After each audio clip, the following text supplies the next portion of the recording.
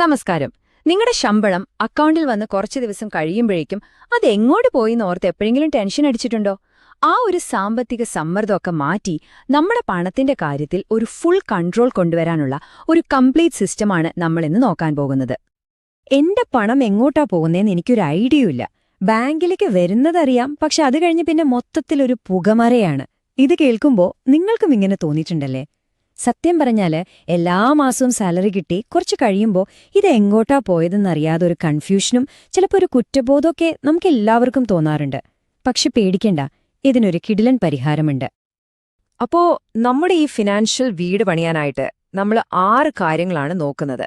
ആദ്യം നമ്മുടെ ഒരു മണി സിസ്റ്റം, പിന്നെ എമർജൻസികൾക്കുള്ള തയ്യാറെടുപ്പ്, ലൈഫ് ഇൻഷുറൻസിന്റെ സത്യാവസ്ഥ, പിന്നെ ഇൻവെസ്റ്റ്മെന്റ് എഞ്ചിൻ, അതിനുള്ള ഏറ്റവും നല്ല ടൂളായ മ്യൂച്വൽ ഫണ്ടുകൾ, പിന്നെ ഇതെല്ലാം കൂടി ചേർത്ത് വെച്ച ഒരു ലൈഫ് ലോങ് മാസ്റ്റർ പ്ലാൻ. റെഡിയല്ലേ? നമുക്ക് തുടങ്ങാം. ഓക്കെ, അപ്പൊ നമ്മുടെ ആദ്യത്തെ സ്റ്റെപ്പ് യോർ മണി സിസ്റ്റം.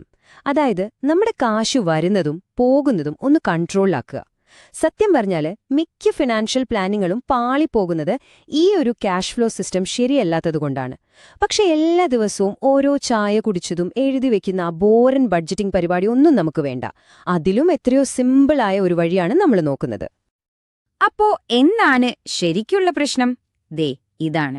നമ്മുടെ സാലറിയും ചെലവാക്കാനുള്ള കാശും സേവ് ചെയ്യാനുള്ളതും എല്ലാം കൂടി ഒരൊറ്റ ബാങ്ക് അക്കൗണ്ടിൽ ഒരു അവിയൽ പരുവത്തിലൊന്ന് കിടക്കും.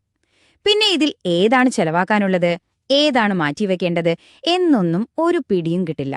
എല്ലാം കൂടി ഒരുമിച്ച് കിടക്കുമ്പോൾ വേർതിരിച്ചെടുക്കാൻ ഭയങ്കര പാടാണ്. അപ്പൊ ഇതിനുള്ള പരിഹാരം വളരെ സിമ്പിളാണ്. ഒരു 3 അക്കൗണ്ട് സൊല്യൂഷൻ. സ്റ്റെപ്പ് 1, നിങ്ങളുടെ സാലറി, ബോണസ്, എന്ത് വരുമാനം വന്നാലും അത് നേരെ ഒരു ഇൻകം അക്കൗണ്ടിലേക്ക് വരുന്നു. സ്റ്റെപ്പ് 2, അവിടെ നിന്ന് ആ മാസത്തെ ചിലവിനുള്ള പൈസ മാത്രം ഒരു ബഡ്ജറ്റ് വെച്ചിട്ട് രണ്ടാമത്തെ സ്പെൻഡ് ഇറ്റ് അക്കൗണ്ടിലേക്ക് മാറ്റുക. സ്റ്റെപ്പ് 3, ഇതാണ് ഏറ്റവും പ്രധാനം. ബാക്കി എന്തുണ്ടോ അത് ഒരു നിമിഷം പോലും ആലോചിക്കാതെ നേരെ മൂന്നാമത്തെ ഇൻവെസ്റ്റ് ഇറ്റ് അക്കൗണ്ടിലേക്ക് ട്രാൻസ്ഫർ ചെയ്യുക. അത്രയുള്ളൂ, നിങ്ങളുടെ സേവിങ്സ് ഓട്ടോമാറ്റിക്കായി നടക്കൂ.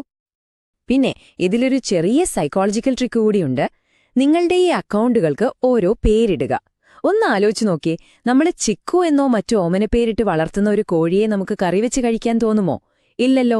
അതുപോലെ എന്റെ വീട് എന്നോ ഇൻവെസ്റ്റ് എന്നോ പേരിട്ടൊരു അക്കൗണ്ടിൽ നിന്ന് വെറുതെ പൈസ എടുത്ത് ചെലവാക്കാൻ നമ്മുടെ മനസ്സ് സമ്മതിക്കില്ല.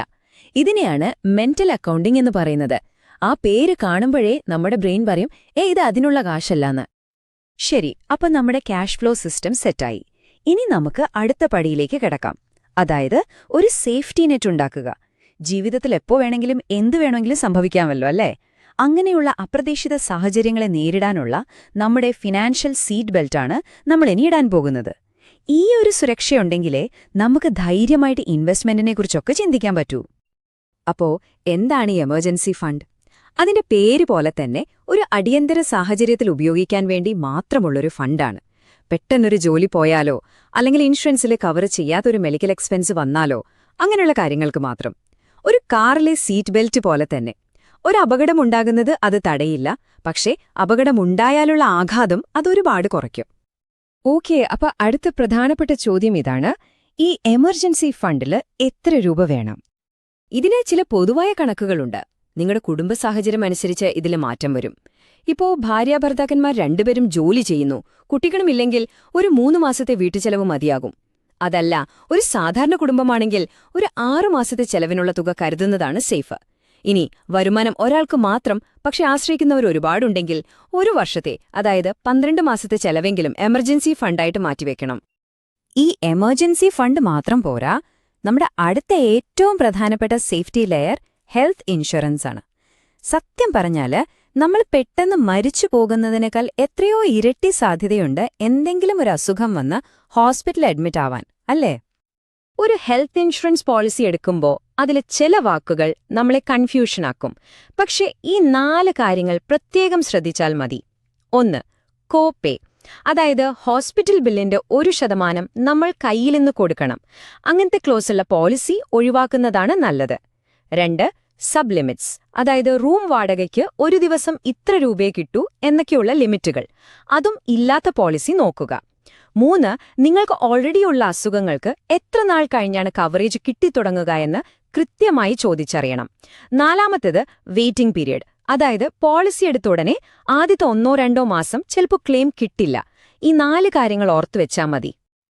ഓക്കെ, അടുത്തത് വളരെ പ്രധാനപ്പെട്ട ഒരു വിഷയമാണ് ലൈഫ് ഇൻഷുറൻസിന്റെ പിന്നിലെ സത്യം.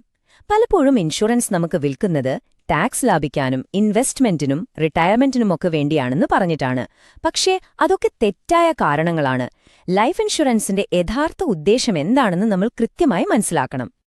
ലൈഫ് ഇൻഷുറൻസ് വാങ്ങാൻ ഒരൊറ്റ കാരണം മാത്രമേ ഉള്ളൂ. അത് മനസ്സിലുറപ്പിച്ചോളൂ. നമ്മൾ അപ്രതീക്ഷിതമായി മരിച്ചുപോയാൽ നമ്മളെ ആശ്രയിച്ചു കഴിയുന്ന കുടുംബത്തിന്റെ സാമ്പത്തിക ഭാവിയെ സംരക്ഷിക്കുക. അത്രമാത്രം. അതൊരു ഇൻകം റീപ്ലേസ്മെന്റ് ടൂളാണ്. വേറൊരു മാർക്കറ്റിംഗ് ഗിമ്മിക്കിനും ചെവി കൊടുക്കരുത്. ഇതാണ് അതിന്റെ ഒരേയൊരു പേർപ്പസ്. ഇൻഷുറൻസില് ആളുകൾക്ക് പറ്റുന്ന ഏറ്റവും വലിയ അബദ്ധം ഇവിടെയാണ്. ഈ വ്യത്യാസമൊന്ന് നോക്കിക്കേ. ഇടതുവശത്തുള്ളത് ടേം പ്ലാൻ. വളരെ ചെറിയൊരു പ്രീമിയം കൊടുത്താൽ മതി, പക്ഷെ കിട്ടുന്നത് 1 കോടി രൂപയുടെ വലിയൊരു കവറേജ്. ഇനി വലതുവശത്ത് നോക്കൂ. വലിയൊരു പ്രീമിയം എല്ലാ വർഷവും അടയ്ക്കണം, പക്ഷെ കവറേജ് കിട്ടുന്നത് വെറും 5 ലക്ഷം. കാലാവധി കഴിയുമ്പോൾ കിട്ടുന്ന റിട്ടേൺ ആണെങ്കിലോ ഒരു FD-യേക്കാളും കുറവും. അതുകൊണ്ട് എപ്പോഴും ഓർക്കുക, ഇൻഷുറൻസും ഇൻവെസ്റ്റ്മെന്റും രണ്ടാണ്. അത് രണ്ടും കൂടി കൂട്ടിക്കുഴയ്ക്കരുത്. ശരി, അപ്പോൾ ടേം ഇൻഷുറൻസ് ആണ് വേണ്ടതെന്ന് മനസ്സിലായി. ഇനി അടുത്ത ചോദ്യം, എനിക്ക് എത്ര രൂപയുടെ കവറേജ് വേണം? ഇതിനും ലളിതമായ ഒരു നിയമമുണ്ട്. നിങ്ങളുടെ 1 വർഷത്തെ വരുമാനത്തിന്റെ, അതായത് ടേക്ക് ഹോം സാലറിയുടെ ഒരു 10 ഇരട്ടിയെങ്കിലും വേണം. അതിന്റെ കൂടെ നിങ്ങൾക്ക് എന്തെങ്കിലും ഹോം ലോണോ മറ്റ് ലോണുകളോ ഉണ്ടെങ്കിൽ അതും കൂടി കൂട്ടണം. അതായത് നിങ്ങളുടെ വാർഷിക വരുമാനം 10 ലക്ഷം രൂപയാണെങ്കിൽ മിനിമം 1 കോടി രൂപയുടെയെങ്കിലും ലൈഫ് കവർ എടുത്തിരിക്കണം. ഓക്കേ, അപ്പം നമ്മുടെ സേഫ്റ്റി നെറ്റൊക്കെ റെഡി. ഇനി നമുക്ക് ശരിക്കും സമ്പത്തുണ്ടാക്കുന്നതിനെക്കുറിച്ച് സംസാരിക്കാം. നമ്മൾ കഷ്ടപ്പെട്ട് ജോലി ചെയ്യുന്നത് പോലെ നമ്മുടെ പണത്തിനെ കൊണ്ടും നമുക്ക് വേണ്ടി പണിയെടുപ്പിക്കണ്ടേ? അതെങ്ങനെയാണെന്ന് നോക്കാം. ഇൻവെസ്റ്റ്മെന്റുകളെ നമുക്ക് പ്രധാനമായും 3 കാറ്റഗറിയായിട്ട് തിരിക്കാം. 1, ഡെറ്റ്. അതായത് നമ്മൾ പണം കടം കൊടുക്കുന്നു, അതിനൊരു ഉറപ്പുള്ള പലിശ കിട്ടുന്നു. ഉദാഹരണത്തിന് FD, PPF ഒക്കെ. 2, റിയൽ അസറ്റ്സ്. അതായത് നമുക്ക് തൊടാനും കാണാനും പറ്റുന്ന സ്വർണം, റിയൽ എസ്റ്റേറ്റ് പോലുള്ളവ. 3-ാമത്തേതാണ് ഇക്വിറ്റി. അതായത് ഒരു കമ്പനിയുടെ ബിസിനസ്സിൽ ഒരു ചെറിയ ഓഹരി അഥവാ പാർട്ട്ണർഷിപ്പ് വാങ്ങുന്നത്. സ്റ്റോക്കുകൾ എന്നൊക്കെ കേട്ടിട്ടില്ലേ? അത് തന്നെ. നമ്മുടെ നാട്ടിൽ സാധാരണയായി എല്ലാവരും ഇൻവെസ്റ്റ് ചെയ്യുന്ന FD-യുടെയും സ്വർണത്തിന്റെയുമൊക്കെ ഒരു പ്രധാന പ്രശ്നം എന്താണെന്ന് വെച്ചാൽ, ദീർഘകാലത്തേക്ക് നോക്കുമ്പോൾ ഇവയ്ക്ക് ഇൻഫ്ലേഷൻ അഥവാ പണപ്പെരുപ്പത്തിനെ തോൽപ്പിക്കാൻ പറ്റാറില്ല. അതായത് പലിശ കിട്ടുന്നുണ്ടെങ്കിലും നമ്മുടെ പൈസയുടെ വാങ്ങൽ ശേഷി ശരിക്കും കുറയുകയാണ് ചെയ്യുന്നത്. ഈയൊരു കണക്ക് കണ്ടാൽ നിങ്ങളെ ശരിക്കും അതിശയിക്കും. 1980-ൽ 1 ലക്ഷം രൂപ 3 സ്ഥലത്ത് ഇൻവെസ്റ്റ് ചെയ്തുവെന്ന് വെക്കാം. ഇന്നതിന്റെ മൂല്യം എത്രയാണെന്ന് നോക്കൂ. ഫിക്സഡ് ഡെപ്പോസിറ്റിൽ അത് 19 ലക്ഷം രൂപയായി. സ്വർണത്തിലാണെങ്കിലോ 16 ലക്ഷം. കൊള്ളാമല്ലേ? പക്ഷേ അതേ 1 ലക്ഷം രൂപ സെൻസെക്സിൽ, അതായത് ഇക്വിറ്റിയിൽ ഇട്ടിരുന്നെങ്കിൽ ഇന്നതിന്റെ മൂല്യം എത്രയാണെന്നറിയോ? 2.5 കോടിയോളം രൂപ. ഇത് വെറും ഒരു വളർച്ചയല്ല, ഇതാണ് വെൽത്ത് ക്രിയേഷൻ. ഇതാണ് ഇക്വിറ്റിയുടെ പവർ. അപ്പോ ഇക്വിറ്റിയിൽ ഇൻവെസ്റ്റ് ചെയ്യുമ്പോൾ ഓർത്തിരിക്കേണ്ട ഏറ്റവും പ്രധാനപ്പെട്ട ഒരു കാര്യം ഇതാണ്: മാർക്കറ്റ് ടൈമിംഗ് അല്ല, മാർക്കറ്റിലെ ടൈമാണ് പ്രധാനം. അതായത് മാർക്കറ്റ് എപ്പോ താഴെ പോകും, എപ്പോ മുകളിൽ വരും എന്നൊക്കെ നോക്കി കളിക്കുന്നതിലല്ല കാര്യം. എത്ര കാലം നമ്മൾ ക്ഷമയോടെ ആ ഇൻവെസ്റ്റ്മെന്റിൽ തുടരുന്നു എന്നതിലാണ്.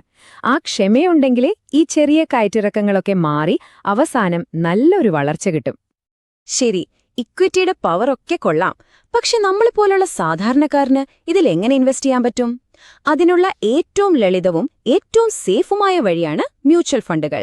വലിയ അറിവൊന്നുമില്ലെങ്കിലും നമുക്ക് ഇക്വിറ്റിയിൽ ഇൻവെസ്റ്റ് ചെയ്യാനുള്ള ഒരു സൂപ്പർ ടൂളാണിത്. അപ്പോൾ എന്താണ് ഈ മ്യൂച്വൽ ഫണ്ട്? സിമ്പിളായി പറഞ്ഞാൽ, നമ്മളെപ്പോലെയുള്ള ഒരുപാട് പേരിൽ നിന്ന് കുറേശ്ശെ പൈസ എടുത്ത് ഒരു പ്രൊഫഷണൽ ഫണ്ട് മാനേജർ അത് പല നല്ല കമ്പനികളുടെ സ്റ്റോക്കുകളിലും ബോണ്ടുകളിലുമൊക്കെയായി ഇൻവെസ്റ്റ് ചെയ്യുന്നു. ഒരു ഉദാഹരണം പറഞ്ഞാൽ, നേരിട്ട് സ്റ്റോക്ക് വാങ്ങുന്നത് നമ്മൾ തന്നെ ഡ്രൈവിംഗ് പഠിച്ച് കാർ ഓടിച്ചു പോകുന്നത് പോലെയാണ്.